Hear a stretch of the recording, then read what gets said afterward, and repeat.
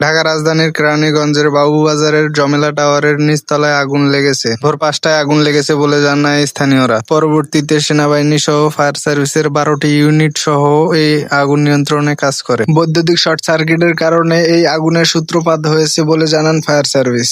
দীর্ঘ ১২ ঘন্টা অক্লান্ত পরিশ্রমের পর ফায়ার সার্ভিস আগুন নিয়ন্ত্রণে আনতে সক্ষম হয়। একই সাথে মালামাল সরানোর প্রাণপণ চেষ্টায় ব্যবসায়ীরা। তখনও তীব্র ধোঁয়া চারপাশে, কিন্তু সবকিছু উপেক্ষা করে দিনভর ব্যস্ত ছিলেন ব্যবসায়ীরা। শনিবার সকালে ভোরের ঘুমে সবাই যখন আচ্ছন্ন, তখন চারপাশে ধোঁয়া ছড়িয়ে পড়ে আতঙ্ক এবং আগুন নিভানোর ব্যবস্থা শুরু হয়ে যায়।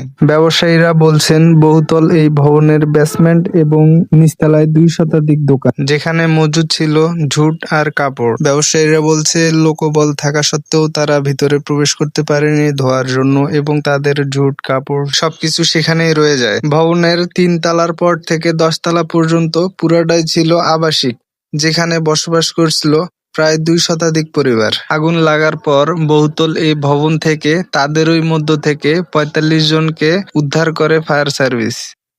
বহুতল এ ভবনে আগুন লাগার পর ফায়ার সার্ভিস সহ নির্বিশেষে সকল পেশার মানুষ এই আগুন নিয়ন্ত্রণে আনার জন্য কাজ করে। তবে বহুতল এ ভবনে আগুন লাগার পর কী পরিমাণে ক্ষয়ক্ষতি হয়েছে তার সঠিক তথ্য এখনো পাওয়া যায়নি। এই অগ্নিকাণ্ডের ফলে পাশের কয়েকটি বিল্ডিং ঝুঁকিপূর্ণভাবে রয়েছে বলে জানায় ফায়ার সার্ভিস।